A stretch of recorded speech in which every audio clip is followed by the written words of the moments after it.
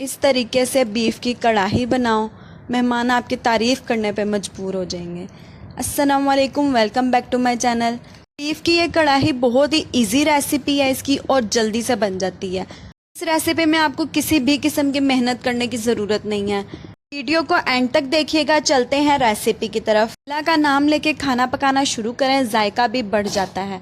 ये मैंने pressure cooker लिया है, मैं प्रेशर में पकाऊंगी और इसमें मैंने सरसों का तेल कढ़ा लिया है। सरसों के तेल को थोड़ी देर गर्म करने से ये होता है कि सरसों के तेल की स्मेल खाने में नहीं आती। इसके अलावा आप दूसरा कोई भी ऑयल या घी ले सकते हैं। इसमें मैं गोश्त शामिल कर दिया। गोश्त आप अपनी मर्जी से हड्डी वाला भी ले सकते हैं, लेकिन यहाँ मैंने बोनलेस लिया है। अब मैं इसमें 2 टीस्पून अदरक लहसुन का पेस्ट शामिल कर रही हूँ।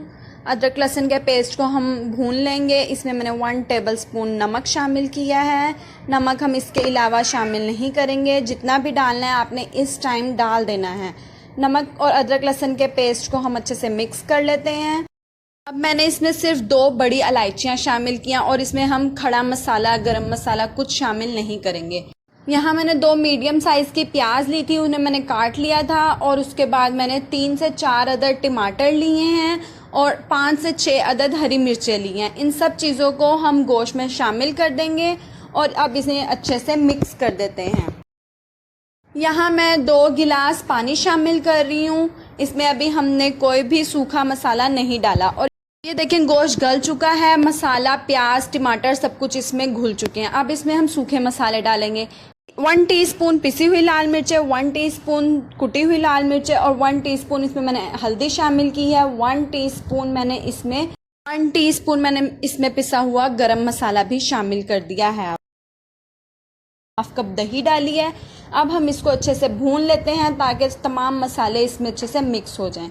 अब हम ऊपर से हमने डाला है सूखा धनिया और 1/2 टीस्पून पिसी हुई काली मिर्चें। अब हमने इसको अच्छे से मिक्स कर देना है और अब हमने इसका तेल निकलने का इंतज़ार करना है। जब इसका ऑयल ऊपर आने लग जाए उसके बाद ये बिल्कुल रेडी है और इसके ऊपर अब आप गार्निशिंग करें। इसमें मैं लीमू के स्लाइसेस काट के रख रही हूँ और उसके बाद मैंने अदरक को बारीक काट लिया है। अदरक का टेस्ट बहुत अच्छा आता है, कढ़ाई में अदरक लाजमी शामिल होता है। और उसके बाद मैं इसमें हरी मिर्चें डाल दूंगी। इसमें हम हरा धनिया का इस्तेमाल नहीं करेंगे, हरा धनिया से फ्लेवर चेंज हो जाता है। रेसिपी अच्छी लगी हो तो चैनल को सब्सक्राइब ज़रूर कर दें। Thanks for watching.